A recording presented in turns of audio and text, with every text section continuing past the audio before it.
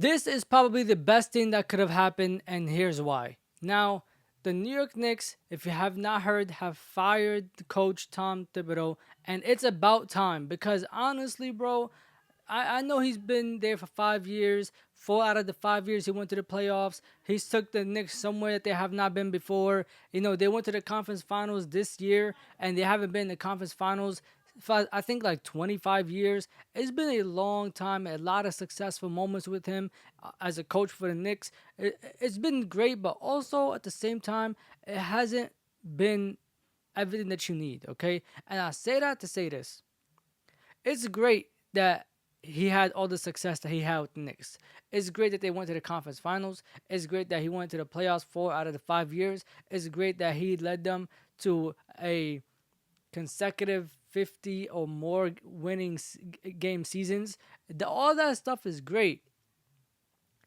But when your players are complaining, especially somebody like Mikal Bridges about time, about your bench is not playing this, that, and the third, and then you show up in the playoffs and you realize that you needed your bench, and they only performed one game, it becomes an issue. Now, mind you, I am one of the people who said, watching the Knicks play, I realized why he didn't play the bench. There's not too many people on the Knicks bench that could come out here and actually give them productive minutes. Deuce McBride is probably the only one. Okay, Landry Shamet has his moments. But once Landry Shamet has consecutive games where he knows he's going to play, he doesn't play the same. But he occasionally has that one game where he might go 6 for 6 from 3. Where he might get 2 stops. Where he might do something that's like, oh my God, Landry Shamet. There's no way, how did you do this? But for the most part, they don't have a bench. They don't have anybody. And then again, if you look at Tom Thibodeau's coaching style, he wants guys that's going to play defense, that are going to get on the floor, they're going to guard, they're going to do all the dirty stuff as well, not just score, not just, focus on offense and playmaking. And unfortunately, that's not Landry Shamet. And I know that their bench is more than Landry Shamet, but it's also not Cameron Payne. It's also not DeLon Wright. Everybody on their bench is mediocre or ass. And it just doesn't make sense to have a whole second unit of that. So, yes, I understand. It is a history thing that happens with him. Okay, it's very a repetitive pattern where he doesn't play the bench. No matter what team he coaches, he never plays the bench. And then he has guys that are playing 35, 40 minutes a night. And it's like, okay, I understand as athletes you should want to play more. But realistically, if you want to win a championship in today's style of play, in today's game, your starting lineup cannot be out here averaging 37 minutes per player, per game. That's not how it works. Unfortunately, you're going to have to cut that down to like 31, 32, 33. 35 is like, you're pushing it. I mean, I remember there was a certain point this season where we were talking about Kevin Durant, LeBron James playing the most minutes in the league, and they were only playing like 35, 36 minutes per game. And then also on the flip side, you don't want a coach who doesn't play guys. Like, I understand that the Cavs had to do this because they were smoking everybody, but Donovan Mitchell was only playing like 25 minutes per game. And it comes to the playoffs and he's tired. You don't want that neither. That's why you need your bench and you need to find a way to balance it. And Thibodeau was not doing that, and that's the issue. So, in my opinion, this is the best thing that could have happened to the Knicks. Also, I think they need to make a move. Just firing the coach is not it. You might need to make a move. You might have to trade Cat. I'm not going to lie, you might have to. Or you might have to move that bench around. Get another piece or 2 more pieces off the bench that can give you quality minutes. Now, who are they going to hire next? I don't know. I hope they have somebody in mind. But if they don't, it's the right time. And honestly, there have been so many great coaches fired that there's so many options. There's a pool of options. You have Mike Malone. You have the coach for the Kings had got fired this year. So many guys got fired this year. So many coaches. So you have a pool of options. I just hope they make the right one. And then on top of that, here's the biggest thing for the Indiana Pacers. It is crazy that it took this for the Knicks to fire Tom Thibodeau. And it's even crazier that them losing to Indiana in the conference finals, them making it farther than they ever made it before in 25 years, caused him to be fired when for the last 4 seasons they have not touched the conference finals is a miracle to me. Because I don't know how much of this is that the front office wanted to fire him and how much of this is because of Indiana. And speaking about Indiana, I'm honestly curious to see what Indiana does moving forward in the finals. You have a whole coach that got fired. I don't know what the Cavs are gonna look like next year. I don't know what the Bucks gonna look like next year. If the Pacers have went through this run and they have destroyed 3 teams in a row that are gonna have whole new looks next year, it's about to be crazy.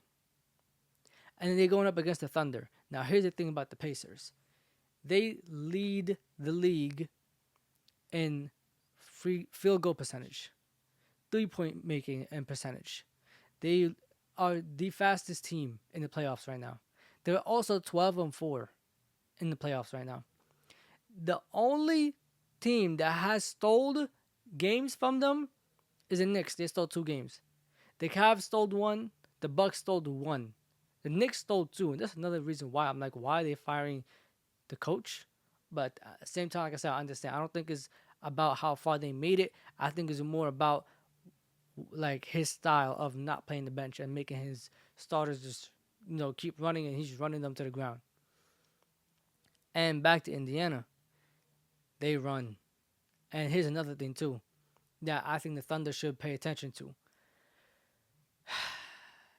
No matter how big of a lead you have, I don't care if you're up 20, 30, 40, the Indiana Pacers are going to fight back.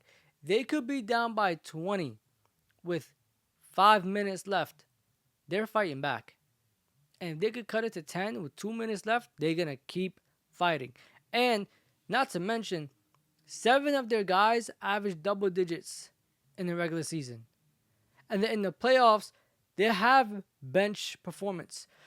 People come off the bench and actually give them productive minutes. And that's what also hurt the Knicks. While the Knicks didn't have a bench to help them, the Pacers did. Siakam is averaging 21 points this playoffs on over 53% shooting. That is very hard to guard. Now, the Thunder might be able to do it, but that's what hurt the Knicks. Who is stopping that?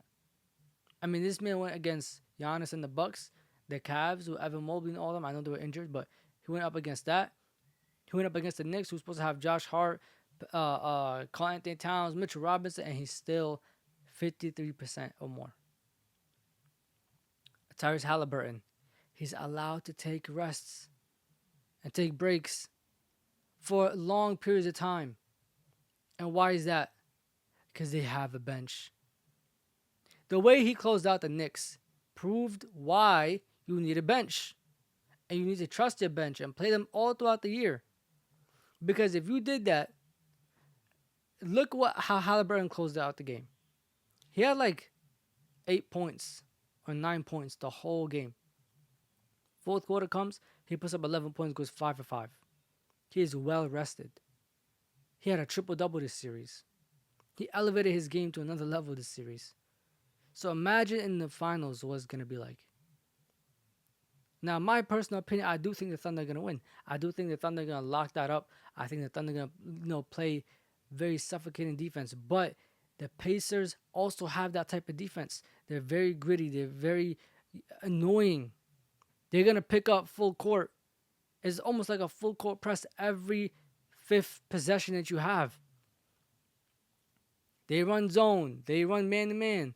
They run so many different types of defense. And also, you don't want it to be a situation where the Pacers have to hit a game winner. Because I promise you they will. They're going to run that same play. You're not going to be able to guard it. Halliburton's going to hit a shot. And it's over.